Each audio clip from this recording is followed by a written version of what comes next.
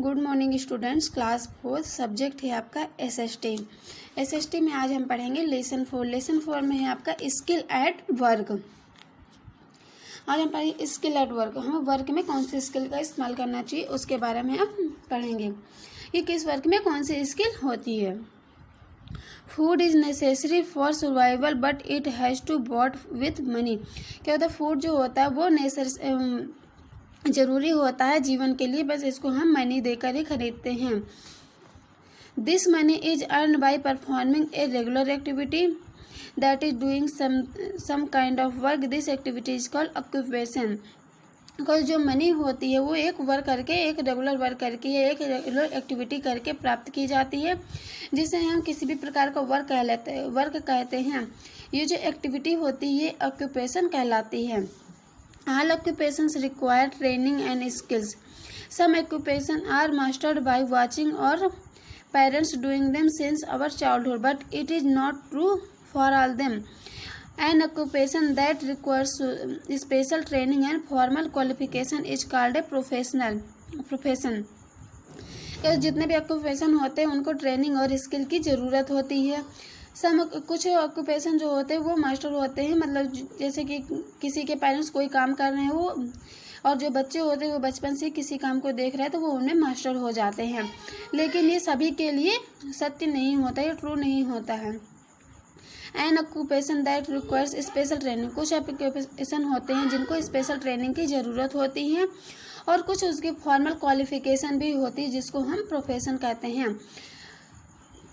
जो ऑक्यूपेशन होता है उसके लिए स्पेशल ट्रेनिंग की ज़रूरत होती है और कुछ क्वालिफिकेशन की भी ज़रूरत होती है, उसको हम प्रोफेशन कहते हैं। Let us learn about some occupation. हम कुछ ऑक्यूपेशन के बारे में यहाँ पे हम लर्न करेंगे या पढ़ेंगे। A weaver weaves cloths on a loom. It is generally learned by the observing the elders working in the house. The looms used at home are called hand looms. They are operated manually. कहते ए waiver, जो एक waiver होता है वो clothes को wave करता है एक लूम में। इट इज़ जनरली, ये क्या होता है, ये लर्न हो जाता है ऑब्जर्विंग। जो हमारे घर में कुछ बड़े लोग उसको काम कर रहे होते हैं तो बच्चे उनको ऑब्जर्व करके उस काम को सीख जाते हैं। जो लूम्स होता है वो घर पे यूज किया जाता है, जिसे हम हैंड लूम्स कहते हैं। इनको हम मैनुअली ही ऑपरेट कर लेते हैं। A potter makes pot of different shapes. जो एक पॉटर होता है वो अनेक डिफरेंट प्रकार के शेप्स के पॉट्स बनाता है, उनको अलग अलग साइजेस देता है। एक पॉटर व्हील्स की सहायता से उनको अलग अलग आकार और साइज देता है। ही आल्सो मेक्स लैम्प्स।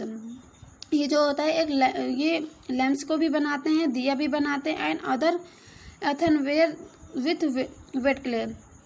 बहुत सारी चीज़ें बनाते हैं विथ क्ले गीली मिट्टी से वे लैम्प्स दिए और बहुत सारी चीज़ें बनाते हैं। He craves design on them. वो उसमें डिजाइंस भी बनाते हैं। And sharp knife with fine wires. एक शार्प नाइफ और फाइन वायर्स की सहायता से उसमें वो डिजाइंस भी बनाते हैं। The clothes we wear are stitch by the tailor. जो कपड़े हम पहनते हैं वो एक टेलर के द्वारा सिले जाते हैं। He changes the fabric into small dresses.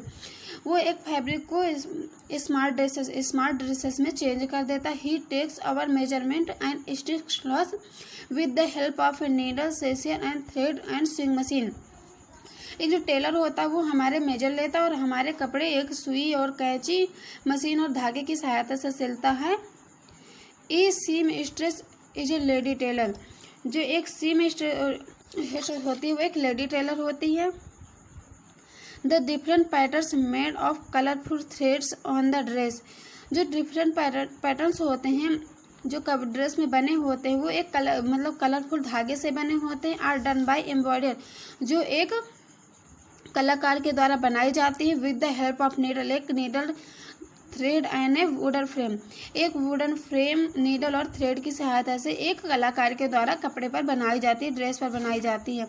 Kantha work is a type of embroidery. जो कांथा वर्क होता है वो एक एम्ब्रॉयडरी का एक टाइप होता है।